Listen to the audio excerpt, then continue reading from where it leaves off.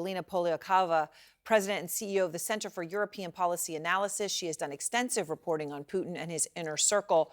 So, Alina, I'm glad to have you back. We just played that sound a moment ago from Putin's alleged girlfriend, mother of multiple of his children, and I want to play it again.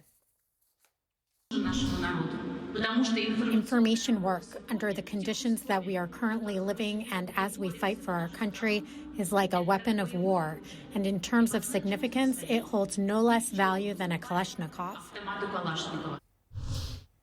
What is she really saying here? Well, I think a few things.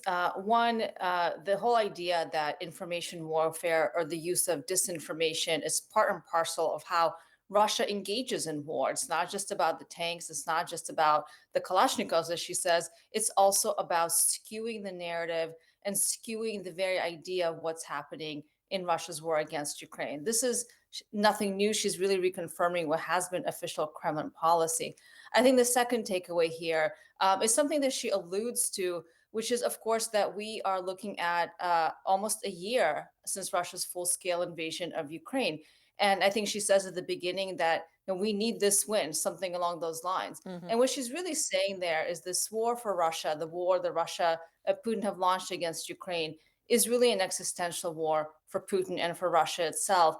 And many Russians today inside of Russia do believe that this is a war that they have to win. It's a nationalist war. They believe, wrongly, of course, that Mr. Putin is protecting them. And Alina, for anyone who had hoped that maybe she would have, I don't know, turned sides or just decide to remain in Switzerland, this obviously shows that's not the case. It took a long time for the United States to put any sanctions on her whatsoever. They finally did. They thought it would make, be too incendiary to Putin, but she is now sanctioned.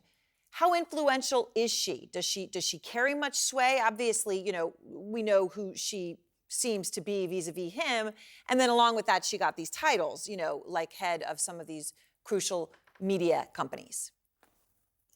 Well, to be clear, she's definitely a known name in Russia. I mean, she's Putin's girlfriend, mistress, whatever you want to call her. So for that reason, whatever she says does get reported in the Russian tabloids. But in terms of having political influence, she really doesn't. I mean, she is here basically reframing, repeating what is a Kremlin talking point.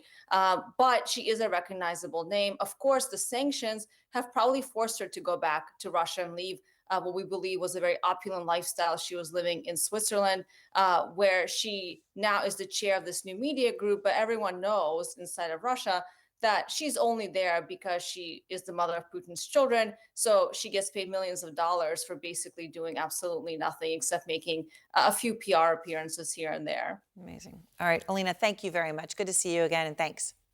Thanks, Erin.